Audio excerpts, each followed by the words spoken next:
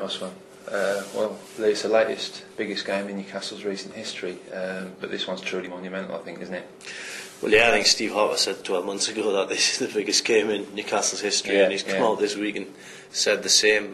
Whether there'll be another big Premier League game of such high sort of standings, I don't know, but because it could get relegated, basically, that's the nitty gritty what we're talking about here. I mean, the bottom line for me is Newcastle desperately need momentum. And we were just talking just now, they get dragged into the bottom three, you can't see them getting out of it because they just haven't got that momentum.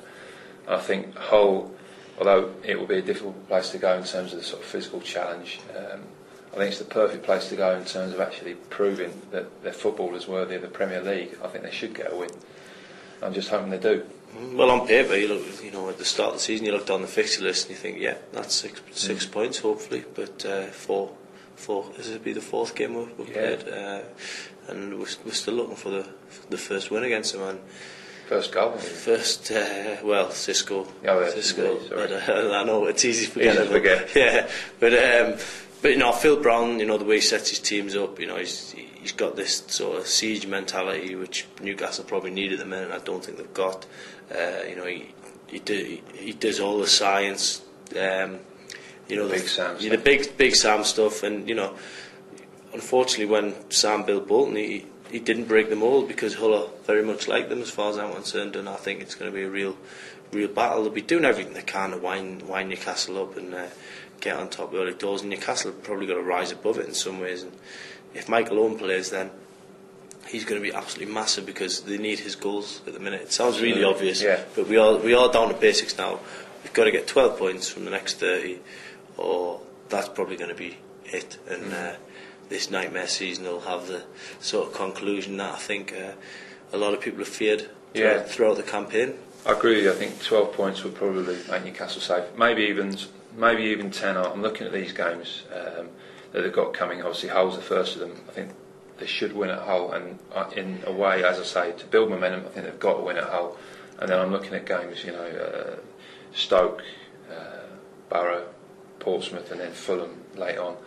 I think if we can get 3 wins out of those games and nick a point here or a point there against the better teams, then they'll do it. But at the moment, it's difficult to see. I know they battled well against Manchester United, which they so often do against the better teams. But I think tomorrow's the acid test. Can they overcome the physical battle that they're going to get and the provocation that they're going to get? Have they got the characters to do that? Kevin Nolan's missed again last game of his suspension. I know Michael Owen's back in. Do they have the creativity to service Michael Owen? There's a lot of questions that need to be answered tomorrow. But I think if Newcastle win, I would certainly take them to stay up. If they lose tomorrow and they're in the bottom 3, I would say it's a probability, no longer a possibility, that they're going to go down. Well, it'll be out of their hands then. I mean, exactly. Even if they draw, then they're likely to drop into, they will drop into it because of what goes on at Middlesbrough, Portsmouth. Just on Michael Owen, I just hope that he doesn't sort of do this thing where he seems to drop deep, and I just think he needs to be where he's most dangerous. I don't think that last season when we were playing the sort of 4-3-3, it was looking good with Viduka and Martins, but we didn't have as many sort of problems on our shoulders. I mean, that's what got out of it. But at this stage last year, we were still looking for that first win. We're still on the same amount of points, but it wasn't so serious. Now this is trouble. I mean, 4-3-3 works, I think, because Viduka was the right fulcrum. Basically he was a sort of pivot around whom Martins and Owen, could operate. And as you say, it meant Owen could drop deep.